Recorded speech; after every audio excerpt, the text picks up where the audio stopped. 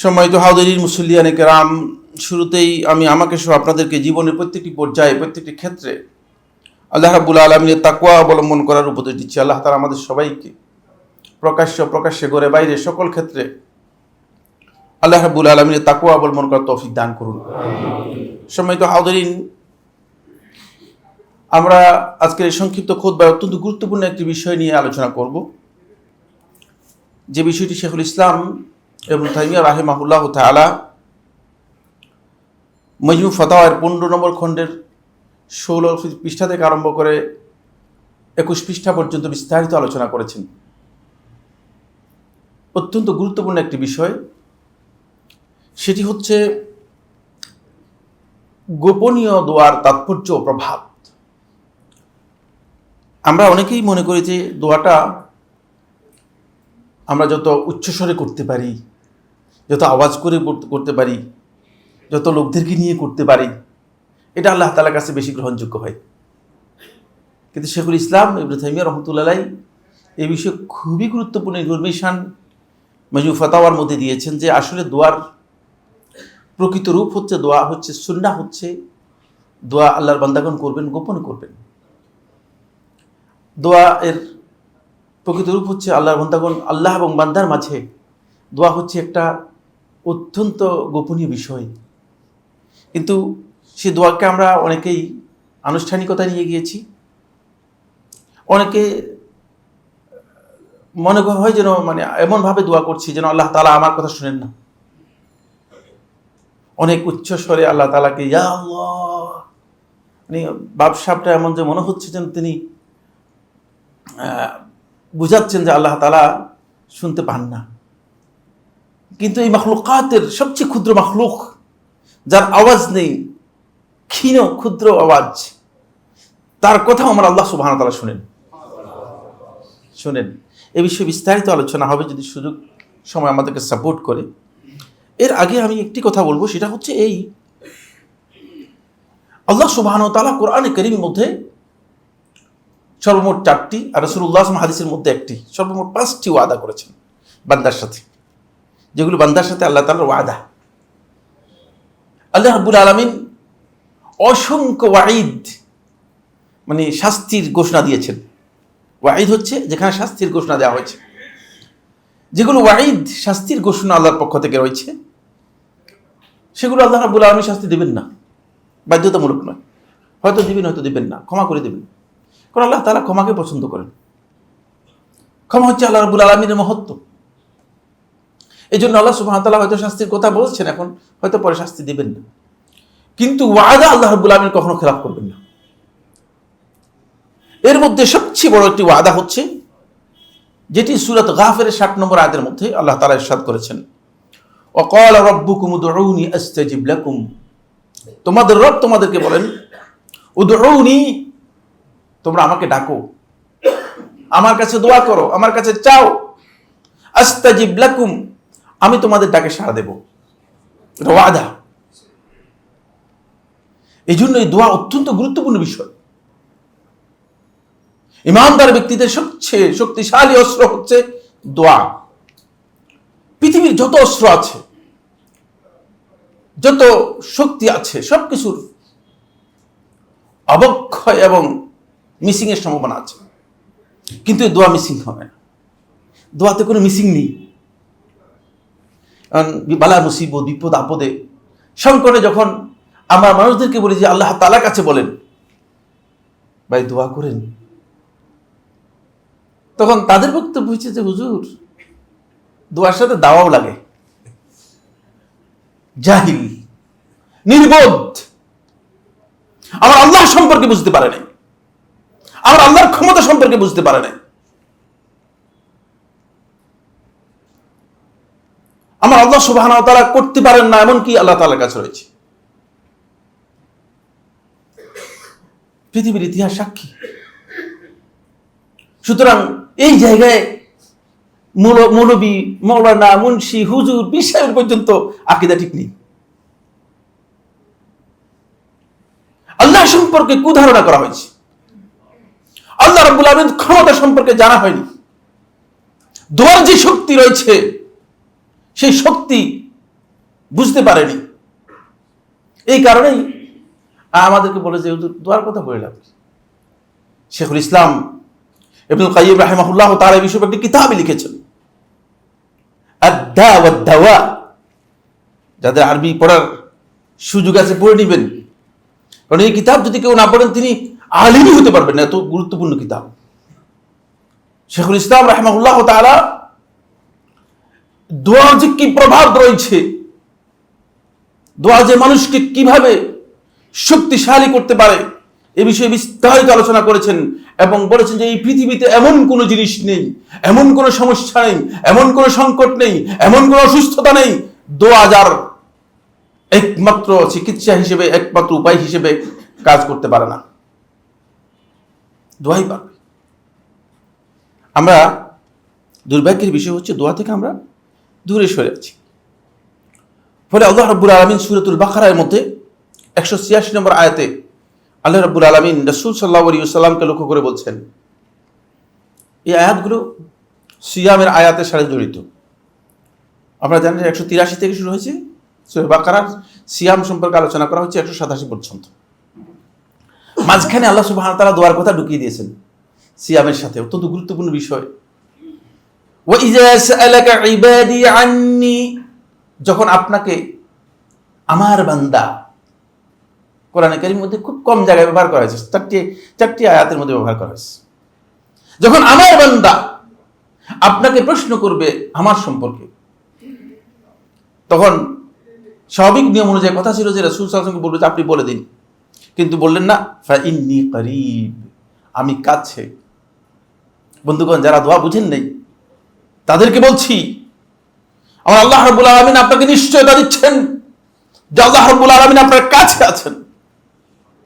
আপনি শুধু বলতে পারেন, কিন্তু বলতে পারিনি আমরা। দুর্ভাগ্য হচ্ছে এই জায়গায়। উজিবু দাওয়াতাদ দাঈ ইযা দাআন, যখন কোনো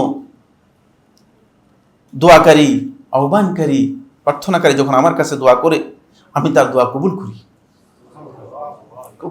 আমি কবুল করি। আপনি হয়তো মনে করছেন কবুল হয় নাই, না কবুল করি বলতেছেন আল্লাহ তাআলা।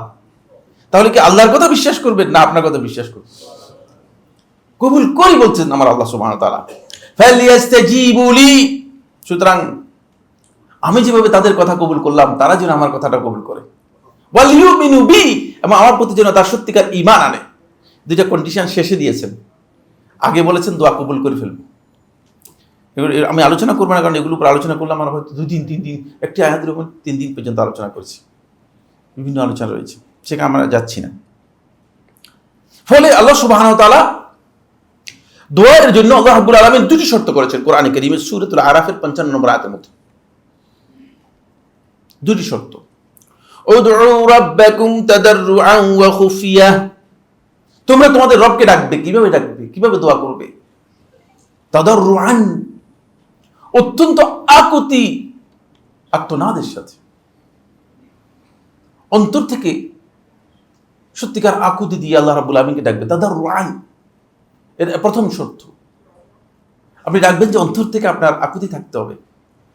শুধুমাত্র হুজুরে বললো আর হুজুরের সাথে আমিন আমিন আমিন বলে চলে গেলেন, মনে করলে যে গোল মেরে দিয়েছেন। আসলে না, গোল মারেন নাই, কিচ্ছু করেননি, কোনো গোল হয়নি এটা। কারণ এটা আল্লাহ তাআলা বলে দিচ্ছেন, 2টি শর্ত করে দিচ্ছেন। তাদাররুআন, সেকেন্ড ওয়া খুফিয়াতান, গোপনে করবে। গোপনে করবে, কারণ গোপনের কথা আল্লাহ তাআলা বেশি শুনেন, প্রকাশ্যেটা আল্লাহ রাব্বুল আলামিন গুরুত্ব দেন কম। যখন গোপনে করবেন তখন এর গুরুত্ব অনেক বেড়ে যাবে। এই জন্য আল্লাহ তাআলা সূরাতুল আরাফের 55 নম্বর আয়াতের মধ্যে আল্লাহ রাব্বুল আলামিন এই 2টি শর্ত করে দিয়েছেন। দুর্ভাগ্যের বিষয় হচ্ছে আমাদের আলেম ওলামা এটাকে লৌকিকতায় নিয়ে গিয়েছে, রিয়ায় নিয়ে গিয়েছে, প্রদর্শন ইচ্ছায় নিয়ে গিয়েছে, এটাকে একটা আনুষ্ঠানিকতায় নিয়ে গিয়েছে, এবং সালাতের পরে বিভিন্ন সময় আসেন দোয়া করি। আপনাকে নিষেধ করছে কি দোয়া করতে?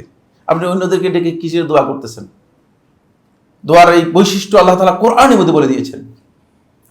আসুন, ফলে হাসান বসরি রাহিমাহুল্লাহু তাআলা বলেন, বাইনা দাওয়াতিস সিররি ওয়া দাওয়াতিল আলানিয়াতি 70 দুআফান, ভালো করে জেনে রাখো, গোপনে দোয়া করা আর প্রকাশ্যে দোয়া করা এই দুইয়ের মধ্যে পার্থক্য হচ্ছে 70 গুণ।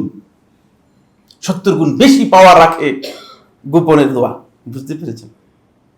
এটা আমার বক্তব্য নয়, সাইফুল্লাহ তৈরি করে বলি না। প্রত্যেকটা পয়েন্টের মধ্যে মানে আলেমদের বক্তব্য স্যার আমি কথা বলি না, আপনারা জানেন। ওয়াকাদ কানাল মুসলিমুনা ইয়াজতাহিদুনা ফি দুআ, মুসলিমরা যুগে যুগে তারা দোয়া করতেন। ওমা ইউসমাউ লাহুম সাউতুন, তাদের আওয়াজ শোনা যেত না। মা কানাত ইল্লা হামসান বাইনাহুম ওয়া বাইনা রাব্বিহিম, শুধু তাদের মাঝে আর তাদের রবের মাঝে একটু গুনগুন আওয়াজ মনে হতো। ওয়াযালিকা আন্না আল্লাহ আযজা ওয়া জাল, এটা প্রমাণ করে আল্লাহ সুবহানাহু ওয়া তাআলা কোরআনে কারীমের এই সূরাতুল আরাফের 55 নম্বর আয়াতের মধ্যে এই কারণেই এই নির্দেশ দিয়েছেন। ফলে আল্লাহ রাব্বুল আলামিন তারই এক নেক বান্দা এবং নবীও আল্লাহর পক্ষ থেকে প্রেরিত নবী জাকারিয়া আলাইহিস সালাতু ওয়াস সালামের কথা যখন বর্ণনা করেছেন তখন বলেছেন ইজ নাদা রাব্বাহু নিদাআন খাফিয়া, যখন সে তার রবকে ডাকলো। জাকারিয়া আলাইহিস সালাতু ওয়াস সালামের কথা বলছেন, ইজ নাদা রাব্বাহু, যখন তিনি তার রবকে ডাকলেন নিদাআন খাফিয়া, অত্যন্ত গোপন আওয়াজের মতো। কবুল হয়েছে কি হয়নি?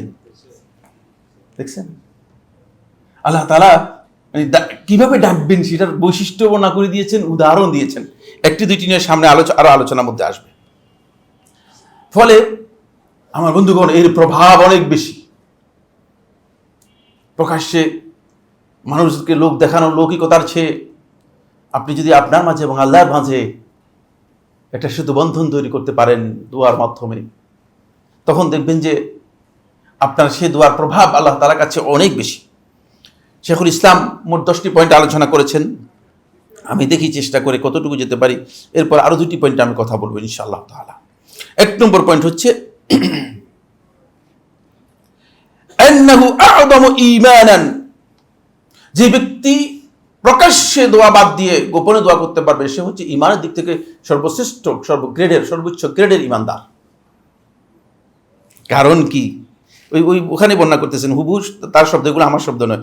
লিআন্না সাহিবাহু ইয়ালামু আন্না আল্লাহ ইয়াসমাউ দুআ আল খাফি, কারণ তখন তিনি বিশ্বাস করেন আমার আল্লাহ সুবহানাহু ওয়া তাআলা যত গোপন, যতই হালকা আওয়াজে, যতই গোপনে আল্লাহকে ডাকি আমার আল্লাহ শুনেন। এটাই বুঝতে হবে আপনাকে। আপনি যত গোপনে ডাকেন, যখন ইউনুস আলাইহিস সালাতু ওয়াস সালাম গভীর সমুদ্রের মধ্যে মাছের পেটে চলে গেলেন, তারপরে আল্লাহ রাব্বুল আলামিনকে ডাকলেন, অনেক চিৎকার করলেন নাকি না? শুনছেন কি শুনছেন সেটা বলে দিয়েছেন। অনেক চিৎকার করেন নেই। ওই চিৎকার করবে কোত্থেকে? মাছের পেটের মধ্যে। কিন্তু আমার আল্লাহ রাব্বুল আলামিন শুনেছেন, ফাস্তাজাবনা লাহু, শোনার সাথে সাথে আমি তার দোয়া কবুল করে ফেলেছি। এজন্য আপনি হয়তো মনে করছেন যে অনেক জোরে বললে আল্লাহ তাআলা শুনবেন, নাহলে শুনবেন না। না, বরং এটা হচ্ছে ঈমানের পরিচয়। এজন্য ঈমানদার ব্যক্তি মনে করবে যে আমার আল্লাহ তাআলা, আমি যতই গোপনে বলি না কেন আমার আল্লাহ তাআলা শুনবেন। সর্বপ্রথম গ্রেড। 2 নম্বর হচ্ছে ইন্নাহু আ'যামু ফিল আদবি ওয়াত তা'যীম, এটি শিষ্টাচার, আদব এবং শ্রেষ্ঠত্বের ক্ষেত্রে, বড়ত্বের ক্ষেত্রে সবচেয়ে হাই গ্রেড, সবচেয়ে উচ্চ মর্যাদা সম্পন্ন। কারণ আপনি যখন কোন সম্মানিত, শেখুল ইসলাম এখানে উদাহরণ দিচ্ছেন, লিআনাল মুলুকা লা তুরফাউল আসওয়াত ইনদাহুম, রাজাদের কাছে যায় প্রজা যখন যায় তখন আওয়াজ জোরে করে না। এটা আল্লাহ তাআলার আদবের সাথে দুনিয়ার আদবের মিল আছে। দেখছেন মিল আছে কি নাই? আপনি যদি প্রেসিডেন্টের কাছে যান, আপনি যদি জোরে জোরে বলে আমার এই জিনিসের দরকার না, বরং তখন আপনি খুবই বিনয়ের সাথে আওয়াজ, খুব ক্ষীণ আওয়াজে কথা বলবেন, খুবই ক্ষীণ আওয়াজে বলবেন। ওয়ামান রাফা সাউতাহু লাদাইহিম মাকাতুহু, যে আওয়াজ জোরে করে তাকে তারা ঘৃণা করে, অপছন্দ করে। কারণ শেষে বলে যে এই লোকটাই জোরে কথা বলে যে কে জানি ভালো করে চিনি নাও তো, 12টা বাজানোর জন্য আর কি। বুঝতে পেরেছি? ওয়ালিল্লাহিল মাসালুল আ'লা, দুনিয়াতে যদি এমন হয় তাহলে আল্লাহ তাআলার জন্য সর্বোচ্চ উদাহরণ, আল্লাহ রাব্বুল আলামিনের জন্য সবচেয়ে বেশি হকদার। কারণ আল্লাহ রাব্বুল আলামিনের আদব হচ্ছে আল্লাহ তাআলার কাছে যখন বান্দা কথা বলবে তখন বান্দার সুরটা কি হবে? মানে নরম হবে এবং নীরব হবে। দেখেন না সালাতের মধ্যে, এই জন্য আল্লাহ রাব্বুল আলামিন সালাতের মধ্যে আল্লাহ তাআলা আমাদেরকে যখন সালাত আদায় করতে বলেছেন তখন সালাতের মধ্যে আওয়াজ অনেক বেশি জোরে করতে নিষেধ করেছেন, আবার সালাতের আওয়াজ একেবারে ক্ষীণ করতে নিষেধ করেছেন, এই জন্য যাতে করে মুসল্লিদের কি হয়, মনোযোগ বিনষ্ট হয়ে যায়। কারণ একেবারে ক্ষীণ করলে মুসল্লিরা মনোযোগ থাকবে না, এই জন্য মধ্যম পন্থার কথা আল্লাহ তাআলা বলেছেন সালাতের মধ্যে। আসুন 3 নম্বর পয়েন্ট হচ্ছে ইন্নাহু আবলাগু ফিত তাদাররু ওয়াল খুশু। এটি আল্লাহ তাআলার কাছে অনুনয় বিনয় এবং আল্লাহ রাব্বুল আলামিনের কাছে বিনম্র ও বিনীত হওয়ার সবচেয়ে সর্বোচ্চ পদ্ধতি। কারণ আপনার আওয়াজ, এমন ব্যক্তি আমি দেখেছি যে তারা মানে আমার কাছে খুবই ভালো লেগেছে, তাদের আওয়াজ, আপনি কথা আওয়াজ এত ক্ষীণ, এত ছোট যে তার আওয়াজ শুনলে মনে হচ্ছে যেন তার আওয়াজের মধ্যে একটা মাধুর্য আছে, একটা বিনয় আছে। এই জন্য আমরা যারা জোরে জোরে কথা বলি তাদের মধ্যে বিনয় কম, আর যাদের কথার মধ্যে আওয়াজ, যাদের কি করতে পেরেছে, কন্ট্রোল করতে পেরেছে, তাদের কথার মধ্যে বিনয় রয়েছে, শব্দের মধ্যে বিনয় রয়েছে। এটা আমাদেরকে খুব ভালো করে খেয়াল করতে হবে। ফলে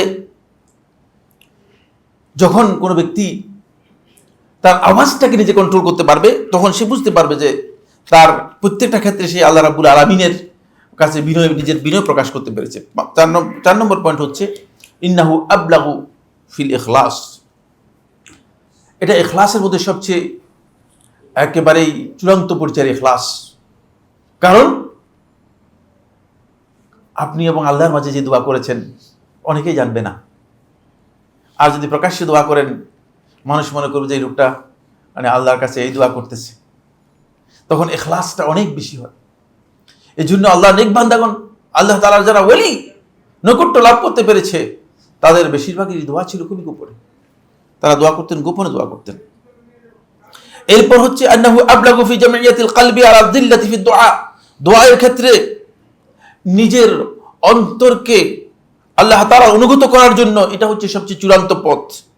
ফলে যখনই বান্দা নিজের আওয়াজটাকে কন্ট্রোল করবে, নীরবে গোপনে আল্লাহ রাব্বুল আলামিনের কাছে দোয়া করবে, তাহলে আল্লাহ সুবহানাহু ওয়া তাআলা তার দোয়ার ক্ষেত্রে সে যে বিনয়ী হতে পেরেছে, আল্লাহ তাআলা অনুগত হতে পেরেছে, এটার প্রমাণ বহন করবে। 6 নম্বর হচ্ছে, এটি শেখুল ইসলাম ইবনে তাইমিয়া রাহমাতুল্লাহ বলেন, এটি অত্যন্ত চমৎকার ও সাধারণ একটি বিষয়। সেটা হলো এই ইন্নাহু দাল্লুন আলা কুরবি সাহিবিহি লিল করিব। এটি যিনি দোয়া করতেছেন তিনি মনে করতেছেন যে আমি যার কাছে দোয়া করতেছি তিনি আমার আসলে কাছে। এই জন্য এটা প্রমাণ করে যে আমি যার কাছে দোয়া করতেছি তিনি আমার আসলে কাছে। কারণ আল্লাহ সুবহানাহু ওয়া তাআলা বলছেন যে ওয়ানাহানু আকরাবু ইলাইহি মিন হাবলিল ওয়ারিদ। আমি তার এই যে গলার মধ্যে যে শাহরগ রয়েছে এরও কাছে। আল্লাহ তাআলার ইলম, আল্লাহ তাআলার ক্ষমতা, আল্লাহ রাব্বুল আলামিন সবকিছু এর কাছে, দৃষ্টি, শ্রবণ সবটাই আল্লাহ রাব্বুল আলামিন একেবারেই কাছে। ফলে আল্লাহ সুবহানাহু ওয়া তাআলা যখন বান্দা মনে করবে যে আল্লাহ সুবহানাহু ওয়া তাআলা একেবারেই কাছে, আমি এমন কোনো ব্যক্তি, এমন কোনো সত্তার কাছে দরখাস্ত করছি না যিনি অনেক দূরে, তখন বান্দার অন্তরের মধ্যে সাহস বেড়ে যাবে। যেমন আপনার সাথে যদি আপনার পিতা থাকে, অথবা আপনার সাথে যদি আপনার কোনো নেতা থাকে, যদিও নেতা শব্দটা এখানে যুক্ত খুব বেশি প্রাসঙ্গিক না আর কি, তারপরে যারা নেতা থাকে তারা একটু পাওয়ার বেশি দেখায়, বুঝতে পেরেছেন না, এই জন্য বললাম। তখন দেখা যাচ্ছে যে আপনি মনে করুন যে মাশাআল্লাহ আমার কোনো ভয় নেই। এই ব্যক্তি সত্যিকার আল্লাহ রাব্বুল আলামিনকে যদি নিকটে মনে করে যে আমার কাছে আমার আল্লাহ সুবহানাহু ওয়া তাআলা রয়েছেন, তাহলে তার পাওয়ার বেশি হয়ে যায়, তার বলার পাওয়ার বেশি হয়ে যায়, তার চাওয়ার পাওয়ার বেশি হয়ে যায়। সে খুব সত্যিকারভাবে আল্লাহ রাব্বুল আলামিনের কাছে বলতে পারেন এবং চাইতে পারেন। ফলে দেখেন প্রত্যেকটি দোয়ার মধ্যে আমরা আল্লাহ সুবহানাহু ওয়া তাআলা যখনই দোয়া কথা বলেছেন, যাদেরই দোয়ার কথা বলেছেন, আপনি দেখবেন যাদেরই দোয়ার কথা কোরআনের মধ্যে কবুলের কথা এসেছে, তাদের সকলের দোয়ার শব্দ ছিল অত্যন্ত গোপনে, সংগোপনে, আল্লাহ তাআলার সাথে তাদের দোয়া। আইয়ুবের দোয়ার কথা দেখেন, তারপরে ইউনুসের দোয়ার কথা দেখেন, তারপরে ইব্রাহিমের দোয়ার কথা দেখেন, তারপরে মূসার দোয়ার কথা দেখেন।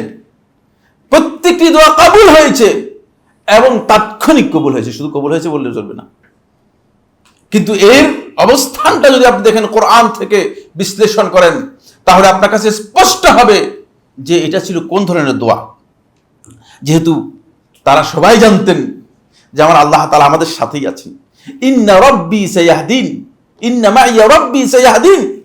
মুসা বলতেছে যে আমার রব আমার সাথে আছেন। তোমরা কি বলতেছো? সায়াহদিন, আমাকে রাস্তা দেখিয়ে দিবে। সমুদ্র সামনে, এটা কোনো চিন্তা নয়। সামনে যে বিশাল সমুদ্র, এটা চিন্তার বিষয় নয়, যেহেতু আমার রব আমার সাথে রয়েছে, তিনি রাস্তার দায়িত্ব নিবেন। বুঝতে পেরেছেন? এই পাওয়ারটা যখন যিনি মনে করবেন যে আমার আল্লাহ তাআলা কাছে আছেন, তিনি বুঝতে পারবেন এই পাওয়ার তার কাছে আছে। ফলে রাসূলুল্লাহ সাল্লাল্লাহু আলাইহি ওয়াসাল্লাম যখন বিদায় হয়ে যাচ্ছিলেন, সাহাবায়ে কেরামগণ তাকবীর এবং তালবিয়া পাঠ করতেছিলেন অনেক জোরে জোরে আওয়াজ করে, অনেক বেশি আওয়াজ করে। অনেক কষ্ট হয়ে যাচ্ছিল সাহাবায়ে কেরামদের। তখন বুখারী হাদিসের মধ্যে এসেছে রাসূলুল্লাহ সাল্লাল্লাহু আলাইহি ওয়াসাল্লাম বললেন, ইরবাউ আলা আনফুসিকুম, তোমরা নিজেদের উপর অনুগ্রহ করো। ইরবাউ আলা আনফুসিকুম, নিজেদের উপর অনুগ্রহ করো। ফাইন্নাকুম লা তাদউনা আসাম, তোমরা কোনো বধির সত্তাকে ডাকছো না। ওয়ালা গায়বান, কোন অনুপস্থিত সত্তাকে ডাকছো না। আন্নাকুম তাদউনা সামিআন করিবা, তোমরা এমন সত্তাকে ডাকছো যিনি সব কিছু শুনেন এবং যিনি তোমাদের সবচেয়ে কাছে আছেন, সেই সত্তাকে ডাকছো। আকরাবু ইলা আহাদিকুম মিন উনুকি রাহিলাতিহি, তোমাদের প্রত্যেকের যে গোড়া আছে না, এই গোড়ার যে গর্দান আছে, গর্দানেরও তোমাদের কাছে তিনি তার আইন, তার সত্তা, তার ক্ষমতা একেবারেই তোমাদের সাথে রয়েছে। সুতরাং তোমরা এত চিৎকার করার কোনো দরকার নেই, এত জোরে প্রয়োজন নেই। রাসূলুল্লাহ সাল্লাল্লাহু আলাইহি ওয়াসাল্লাম বলেছেন। ফলে আল্লাহ রাব্বুল আলামিন আপনার কাছে আছেন। রাসূল সাল্লাল্লাহু আলাইহি ওয়াসাল্লাম এই আয়াতের মধ্যে যে বললেন, ওয়াইজা সাআলাকা ইবাদি আন্নী ফাইন্নী করিব, আমি কাছে, এখানে একটু ব্যাখ্যা করার প্রয়োজন রয়েছে। সেটা হচ্ছে এই যে আমি যে কাছে আছি, এটা সত্তাগত দিক থেকে নয়, খেয়াল রাখবেন। এটা অনেকে হয়তো ভুল বুঝতেন। ফলে এই আকীদায় আমাদের দেশে আশারি, মাতুরিদি সহ দেবন্দী পথভ্রষ্ট একটা আকীদা রয়েছে, সেটা হচ্ছে আল্লাহ সর্বত্র বিরাজমান। নাউযুবিল্লাহি মিন যালিক। ওই অর্থে আল্লাহ তাআলা সত্তাগতভাবে সর্বত্র বিরাজমান নন। এখানে আল্লাহ রাব্বুল আলামিনের ক্ষমতা, আল্লাহ তাআলার ইলম, আল্লাহ তাআলার শক্তি, আল্লাহ রাব্বুল আলামিনের শ্রবণ এবং আল্লাহ রাব্বুল আলামিনের দৃষ্টি, এটা হচ্ছে কাছে। মানে আল্লাহ তাআলার যত সিফাত আছে সবগুলোই আল্লাহ রাব্বুল আলামিনের কাছে, কিন্তু সত্তাগতভাবে আল্লাহ রাব্বুল আলামিন আরশে আজিম, আরশের উপর রয়েছেন। এটা আমাদেরকে বিশ্বাস করতে হবে। এটা হলো প্রথম পয়েন্ট। দ্বিতীয় নম্বর হচ্ছে এখানে যে করিব শব্দ বলা হয়েছে, নিকটে, এটা এই করিব বলতে এই যে দূরত্বের ডিস্টেন্সের দূরত্ব বোঝানোর উদ্দেশ্য নয়। করিব বলতে ডিস্টেন্সের দূরত্ব বোঝানোর উদ্দেশ্য নয়। আল্লাহ রাব্বুল আলামিন কাফিরেরও নিকটে। কাফির থেকে কি আল্লাহ তাআলা দূরে নাকি? মুনাফিকেরও, জালেমেরও, সবাই তো আল্লাহ তাআলার নিকটে। তাহলে এখানে এই আয়াতের মধ্যে যে আল্লাহ তাআলা বললেন যে আমার সম্পর্কে বান্দা যখন প্রশ্ন করবে আপনি বলুন করিব, এর অর্থ কি? এর হচ্ছে করিব বলতে বুঝিয়েছেন আল্লাহ রাব্বুল আলামিন সাহায্য তোমার জন্য অপরিহার্য, কাছেই। সাহায্যটা আপনি একটু হাত দিলেই পেয়ে যাবেন, এই উদ্দেশ্য হচ্ছে করিব বলতে বোঝানো হয়েছে। আর ব্যাখ্যা করবো না এই বিষয়ে। 8 নম্বর পয়েন্ট হচ্ছে যেটি, সেটা হলো যখন আমরা আমাদের দোয়াকে যখন গোপন করব, তখন অনেক রকম আপনি প্রতিবন্ধকতা অথবা ডিস্টার্ব থেকে নিজেকে বাঁচাতে পারবেন। কারণ আপনি যদি দোয়া করেন আর অন্যরা শুনে, তখন অন্যরা আপনাকে এসে বলবে, ভাই আপনি এটা কি দোয়া করলেন? এই ডিস্টার্ব থেকে আপনি বেঁচে যাবেন। কারণ আপনি জানেন না যে মানুষ বিভিন্ন জন বিভিন্ন মতলবের, মানুষের মধ্যে এক মতলবের লোক নেই। মানুষের মধ্যে কি নেই? এক মতলবের লোক নেই। বিভিন্ন মতলবের লোক থাকার কারণে, বিভিন্ন ধারার লোক থাকার কারণে, মাত্রার লোক থাকার কারণে দোয়াটা আপনি যদি গোপনে করে থাকেন, তাহলে আপনি নিজে এর প্রতিবন্ধকতা থেকে, কারো মন্তব্য থেকে, এখান থেকে আপনি নিজেকে হেফাজত করতে পারবেন। ফলে কেউ আপনার ব্যাপারে সে মন্তব্য করার সুযোগ পাবে না। এরপরে 9 নম্বর পয়েন্ট যেটি উল্লেখ করেছেন শেখুল ইসলাম ইবনে তাইমিয়া রাহমাতুল্লাহ, তিনি বলেন দোয়া এবং ইবাদত এই আসমানের নিচে জমিনের উপরে আল্লাহ তাআলার যত নিয়ামত আছে, এই সবগুলো নিয়ামতের মধ্যে শ্রেষ্ঠ নিয়ামত। এটা আমরা হয়তো অনেকে জানি না। বুঝতে পেরেছি? আমরা মনে করে থাকি যে যে যদি 1 কোটি টাকার মালিক হয়ে যেতাম, অনেক বড় নিয়ামত, 2-3টা গাড়ি হয়ে যেত, অথবা একটা বাড়ি হয়ে যেত, অনেক বড় নিয়ামত পেয়ে গেছে। না, আল্লাহ রাব্বুল আলামিনের কাছে সবচেয়ে বড় নিয়ামত হচ্ছে আল্লাহ তাআলা কোন বান্দাকে যদি আল্লাহ রাব্বুল আলামিনের দোয়া করার তৌফিক দিয়ে থাকেন, এটা সবচেয়ে বড় নিয়ামত। যদি ইবাদত করার তৌফিক দিয়ে থাকেন, এটা সবচেয়ে বড় নিয়ামত। এই জন্য ইউসুফ আলাইহিস সালাতু ওয়াস সালাম যখন কঠিন কঠিন সমস্যার মধ্যে পড়ে গিয়েছেন, তখন ইউসুফ কিন্তু আল্লাহ রাব্বুল আলামিনের কাছে মানে এমন কথা বলেন নাই যে আল্লাহ মানে আমাকে কষ্টের মধ্যে আছে, সেটাকে কষ্টই মনে করেন, সে সাধারণ মনে করেছেন। কিন্তু যখন ইউসুফকে দায়িত্ব দেওয়া হলো ক্ষমতার, তখন ইউসুফ ভয় পেয়ে গিয়েছেন। কারণ এটা কঠিন জিনিস, ভয়ঙ্কর জিনিস, সেখানে ভয় পেয়ে গিয়েছেন। ফলে আল্লাহ রাব্বুল আলামিন যেহেতু এই নিয়ামত যদি আপনার কাছ থেকে কোনো না কোনো কারণে সরে যায়, আপনি বিপদগ্রস্ত হয়ে যাবেন। এই জন্য নিয়ামতের বিধান হচ্ছে, নিয়ামত কখনো মানুষের কাছে বলে বেড়ানো নাই। সুন্নাহ হচ্ছে বলে বেড়ানো নেই। যেমন আপনার বাড়ি আছে 5টা, গাড়ি আছে 10টা, আসে মানে মসজিদের সমস্ত লোকদের বললেন, এটা সুন্নাহ পরিপন্থী কাজ। নিয়ামতকে গোপন করা, যতটুকু দরকার উল্লেখ করবেন, মানে বেশি বর্ণনা করে বেড়াবেন না। কারণ অনেকের চোখের মধ্যে সমস্যা আছে, চোখের এই সমস্যাকে হাসাদ বলা হয়, থাকে হিংসা।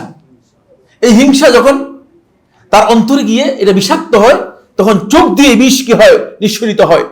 এই বিষ চোখ দিয়ে নিঃসরিত হয়ে এক পর্যায়ে গিয়ে চোখ আপনার ওই নিয়ামতের উপর পড়ে যায়, আপনার নিয়ামতটা দূর হয়ে যায়, আপনি ক্ষতিগ্রস্ত হয়ে যাবেন। এটাকে বলা হয় থাকে বদনজর অথবা আইন। এর কারণে প্রচুর লোক মারা পর্যন্ত যায়। এই জন্য এই কাজ থেকে বাঁচার জন্য আপনি এই নিয়ামত যে আল্লাহ রাব্বুল আলামিন, আপনি যখন বলবেন যে আপনি দোয়া করেছেন, আল্লাহ তাআলা দোয়াটা কবুল করেছেন, তখন একজন লোককে বললেন, আর তার অন্তর মধ্যে হিংসা থাকার কারণে সে এমনভাবে আপনার প্রতি দেখালো, আর দোয়া করলে দোয়া কবুল হবে না, আমারটুকু আপনার কাছ থেকে জায়েল হয়ে গেছে, সরে গেছে। ফলে এই দলিল কি, অনেক দলিল আছে, সময় নেই, সেজন্য আর বলতে পারছি না।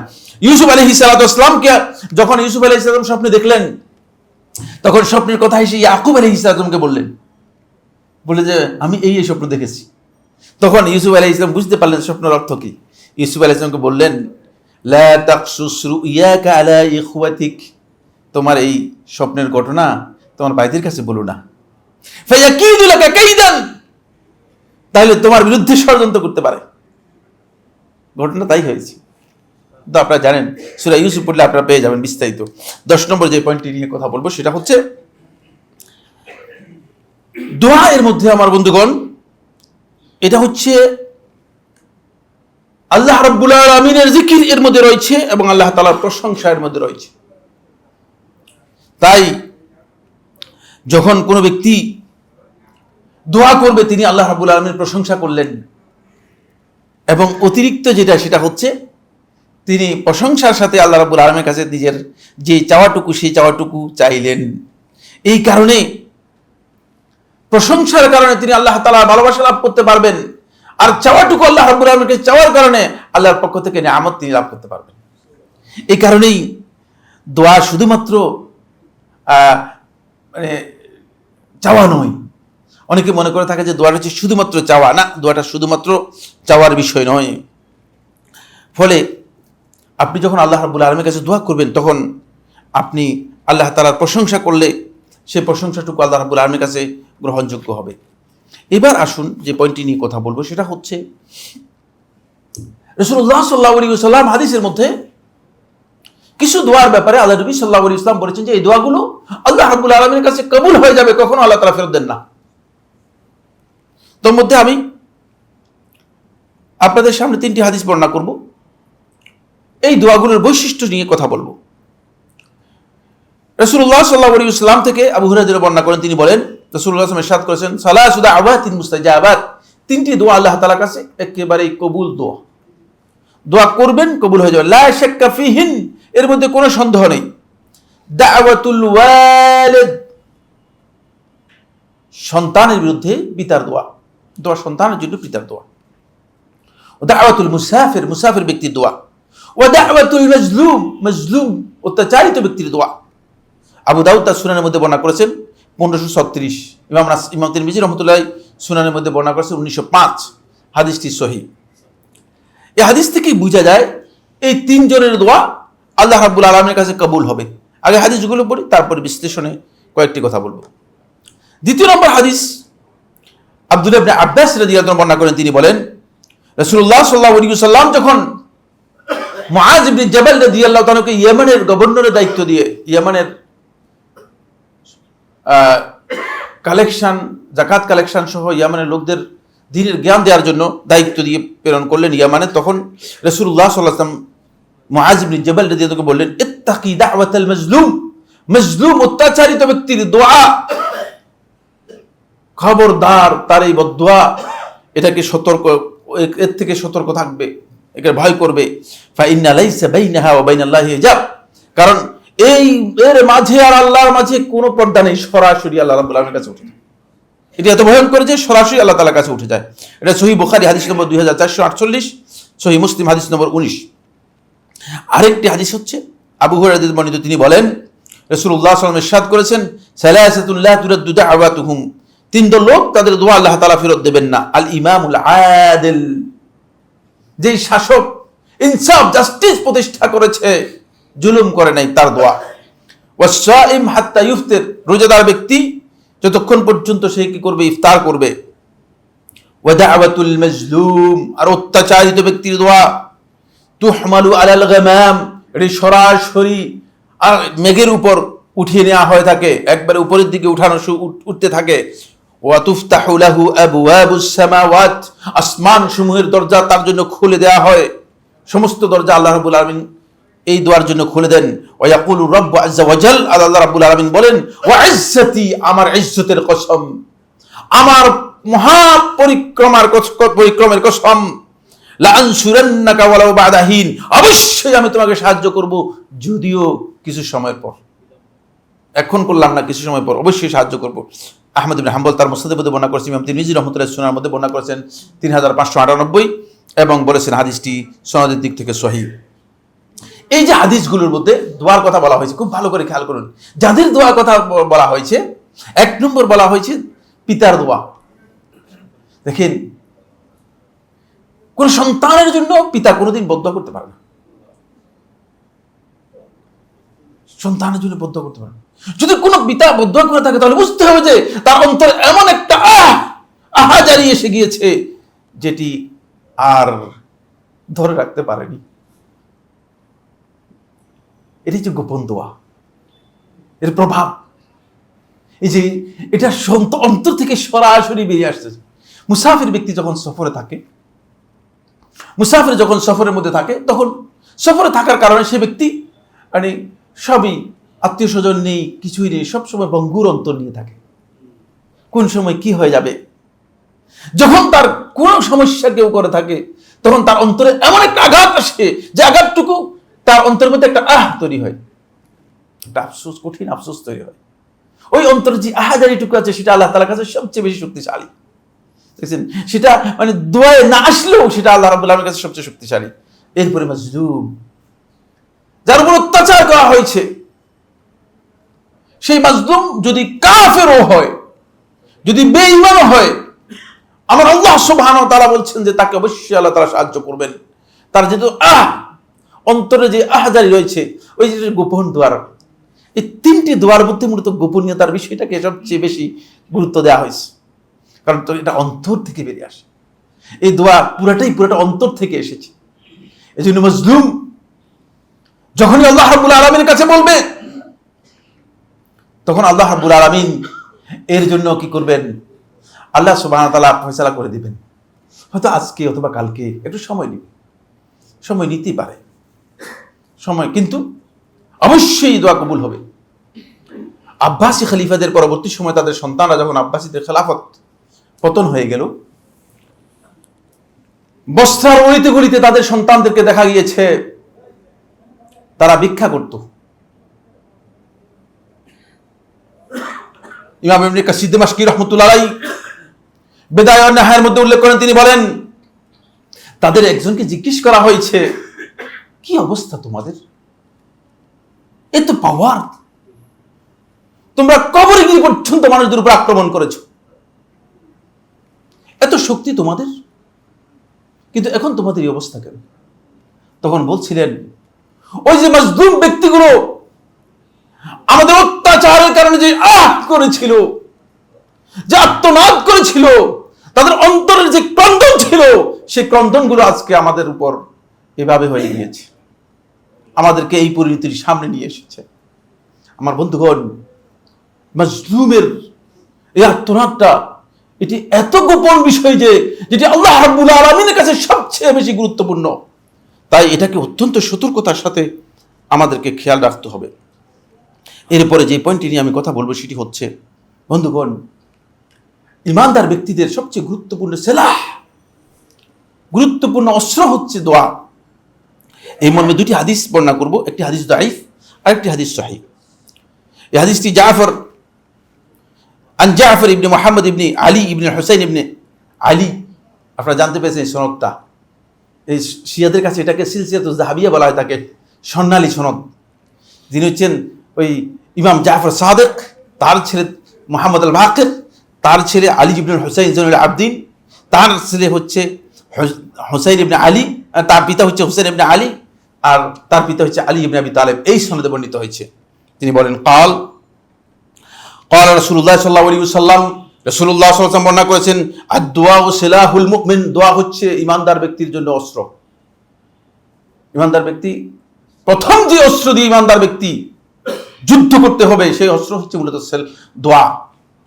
ওয়া ইমাদুদ্দিন, এটা হচ্ছে দ্বীনের একমাত্র ভিত্তি, দ্বীনের মজবুত ভিত্তি হচ্ছে দোয়া। ওয়া নূরুস সামাওয়াতি ওয়াল আরদ, আসমান এবং জমিনের এই যে আলো দেখতে পাচ্ছেন, এই আলো হচ্ছে মূলত দোয়া। এটা আল্লাহ রাসূল সাল্লাল্লাহু আলাইহি ওয়াসাল্লাম হাদিস। কাল আল হাকিম, মুস্তাদরাকের মধ্যে হাকিম আবু আব্দুল্লাহ নিশাপুরি রাহমাতুল্লাহ বলেন, হাযা হাদিসুন সহিহ, হাদিসটা সহিহ। হাদিস নিয়ে জমহুর আলেমদের মধ্যে কেউ কেউ বিতর্ক করেছেন, তবে এই সনদকে অনেকেই সহিহ বলেছেন, এই সনদকে অনেকেই সহিহ বলেছেন। আরেকটি হাদিস জাবির ইবনে আব্দুল্লাহ থেকে বর্ণনা করেন, তিনি বলেন, রাসূলুল্লাহ সাল্লাল্লাহু আলাইহি ওয়াসাল্লাম ইরশাদ করেছেন, আলা আদুল্লুকুম মা ইউনজিকুম মিন আদুউবিকুম, তোমাদেরকে কি আমি এমন একটি বিষয় সম্পর্কে জানাবো না, মা ইউনজিকুম মিন আদুউবিকুম, যা তোমাদের দুশমন থেকে তোমাদেরকে রক্ষা করবে, দুশমন থেকে তোমাদেরকে নাজাত দেবে, ওয়া ইউদিররু লাকুম আরযাকাকুম, আর তোমাদের রিজিক বৃদ্ধির জন্য সহযোগিতা করবে, এমন বিষয় কি তোমাদেরকে জানাবো না। তাদউনা আল্লাহ ফি লাইলিকুম ওয়া নাহারিকুম, তোমরা দিনে এবং রাতে তোমাদের রবকে আল্লাহ রাব্বুল আলামিনের কাছে দোয়া করবে। ফা ইন্নাদ দুআ সিলাহুল মুমিন, কারণ দোয়া হচ্ছে মুমিন ব্যক্তির জন্য একমাত্র অস্ত্র। এটি আবু ইয়ালা তার মুসনাদের মধ্যে বর্ণনা করেছেন, কেউ কেউ হাদিসটিকে দাঈফ বলেছেন, কেউ হাদিসটিকে দাঈফ বলেছেন। হাইসামি মাইমাউজ যাওয়ায়েদের মধ্যে হাদিসটিকে দাঈফ বলেছেন, কিন্তু হাদিসের মূল বক্তব্য শেখুল ইসলাম ইবনুল কাইয়িম রাহমাতুল্লাহ আলাইহি, শেখুল ইসলাম ইবনে তাইমিয়া রাহমাতুল্লাহ দুজনেই বলেছেন যে সহিহ, এবং দলিল হিসেবে উল্লেখ করেছেন। এই জন্য আমরা এখানে উল্লেখ করেছি। এখান থেকে বোঝা যায় বন্ধুগণ, আমরা দোয়াকে মূল্যায়ন করতে পারিনি, আমরা দোয়াটাকে মূল্যায়ন করতে পারিনি। ফলে দোয়াকে আমরা মূল্যায়ন করতে না পারার কারণে যা হচ্ছে সেটা হলো এই যে আমরা অনেকেই দোয়ার ব্যাপারে গাফেল এখন রয়ে গিয়েছি। আমরা আল্লাহ রাব্বুল আলামিনের দরজায় গিয়ে নক করতে রাজি হই না, আমরা মানুষের কাছে নক করতে চাই। এই জন্য আবু দারদা রাদিয়াল্লাহু তাআলা আনহু বর্ণিত একটি আসার রয়েছে, ইমাম বাইহাকী রাহিমাহুল্লাহু তাআলা শুআবুল ঈমানের মধ্যে বর্ণনা করেন, তিনি বলেন, মান ইউকসিরু কাআল বাবি ইউশিকু আন ইফতাহ লাহ, যে বারবার দরজায় গিয়ে টোকা দিবে, দরজায় গিয়ে নক করবে, ইউশিকু আন ইফতাহ লাহ আন ইফতাহ লাহু, সে একসময় দরজা খুলে দিবে তার জন্য। আসেন না আমরা আল্লাহ তাআলার কাছে বলি, ওয়ামান ইউকসিরু দুআ, যে বেশি বেশি কিন্তু দোয়া করবে, ইউশিকু আন ইউস্তাজাবা লাহু, তার দোয়া কবুল হবেই, একটু সময় লাগবে। এই জন্য আমরা যেন এই দোয়াটুকু করতে পারি। এরপরে যে পয়েন্টটি নিয়ে আমি কথা বলবো সেটা হচ্ছে, বন্ধুগণ, আলেমদের দায়িত্ব হচ্ছে, আলেমরা মানুষদেরকে হিদায়াতের দিকে আহ্বান করবে, আলেমরা মানুষদেরকে আল্লাহ তাআলার সাথে সম্পৃক্ত করার জন্য চেষ্টা করবে, এবং মানুষদেরকে বিপদ আপদ বালা মুসিবত এগুলোতে যাতে আল্লাহর সাথে তারা সম্পৃক্ত হতে পারে, আল্লাহ তাআলার কাছে দোয়া করবে। কিন্তু কোন আলেমের জন্য এটা জায়েজ নেই যে সালাফদের মানহাজের পরিপন্থী হচ্ছে যে কোনো আলেম এমন কোন মানহাজ গ্রহণ করবেন যেটা সলফে সালেহিন কখনো গ্রহণ করেননি, সেটা হচ্ছে জালেম এবং জুলমের পক্ষে কোনো আলেমের কোনো বক্তব্য এই পৃথিবীতে দিতে পারবে না, তাহলে তিনি সত্যিকার আলেম হতে পারবেন না। আমাদেরকে সতর্কতা অবলম্বন করতে হবে এই ব্যাপারে।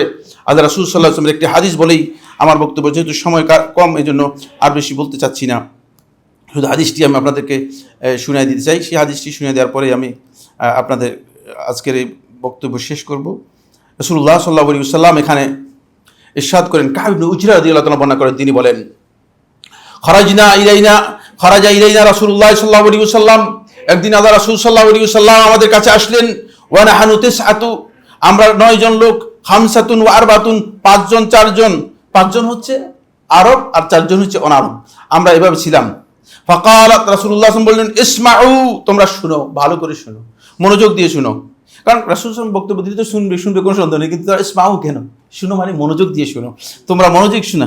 হাল সামিআতুম, তোমরা কি ভালো করে শুনেছো? আন্নাহু সায়াকুনু বাদি উমারা, আমার পরে একদল শাসক আসবে। ফামান দাখালা আলাইহিম, যে ব্যক্তি তাদের কাছে গিয়ে প্রবেশ করবে, তাদের কাছে গিয়ে ধর্ণা দিবে, তাদের কাছে গিয়ে বিভিন্ন জিনিস মতলবের জন্য করবে আর কি, বুঝতে পেরেছেন? এটা আলেমদের কাজ নয়। এই জন্য আলেমদেরকে সতর্ক করে দিচ্ছি, যুগে যুগে সুন্নাহর উলামা কেরাম, সালফে সালেহিন যারা ছিলেন, তারা এই পথ কখনো অবলম্বন করেননি, তারা এই পথে তারা কখনো যাননি। বলেন, ফামান দাখালা আলাইহিম ফাসাদ্দাকাহুম, যারা তাদের কাছে যাবে, তাদের সাথে উঠবে বসবে, ধর্ণা দিবে, ফাসাদ্দাকাহুম, তাদের কথাকে সত্য মনে করবে, বিকাযিবিহিম, তাদের মিথ্যা কথাকে সত্য প্রমাণ করার জন্য চেষ্টা করবে, ওয়া আনাহুম আলা যুলমিহিম, তাদের জুলুমের ব্যাপারে তাদেরকে সাহায্য করবে, ফালাইসা মিন্নি, সে আমার দলভুক্ত নয়, ওয়ালাস্তু মিনহু, আমিও তার সাথে কোনো সম্পর্ক রাখি না।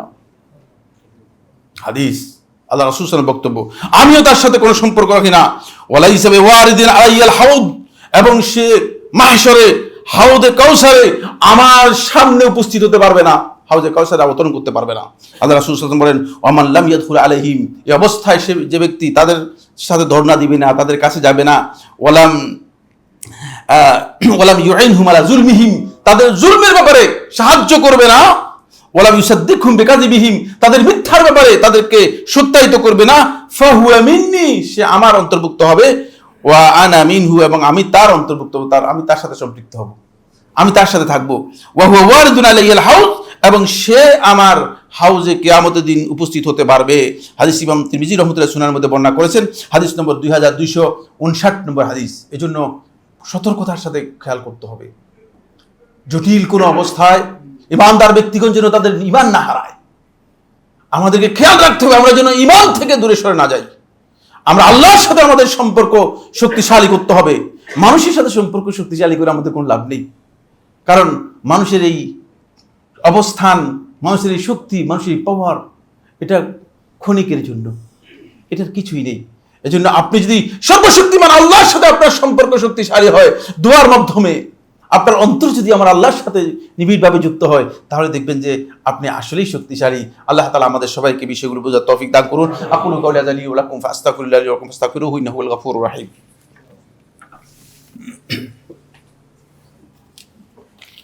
আলহামদুলিল্লাহ আলা ইহসানিহি ওয়া শুকরু লাহু আলা তৌফিকিহি ওয়া ইমতিনানিহি ওয়া আশহাদু আল্লা ইলাহা ইল্লাল্লাহ ওয়াহদাহু লা শারীকা লাহু তা'যীমান লিশানিহি ওয়া আশহাদু আন্না মুহাম্মাদান আবদুল্লাহি ওয়া রাসূলুহু আদ-দাঈ ইলা রিদওয়ানিহি ওয়া আলা আলিহি ওয়া আসহাবিহি ওয়া ইখওয়ানিহি ইবাদাল্লাহ রাহিমাকুমুল্লাহ।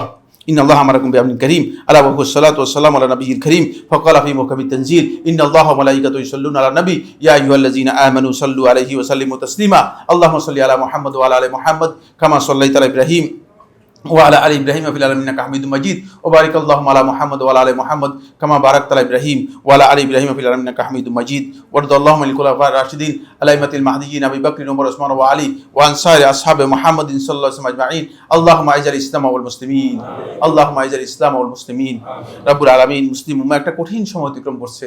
মুসলমানদের উপর বিভিন্ন জায়গায় বিভিন্ন স্থানে ব্যাপক বিপদ আপদ বালা মুসিবত, এমনকি শত্রুদের আক্রমণ ব্যাপকভাবে হচ্ছে, আল্লাহ তাআলা মুসলিমদেরকে আপনি আপনার রহমত দিয়ে আচ্ছাদিত করে নিন রব্বুল আলামিন।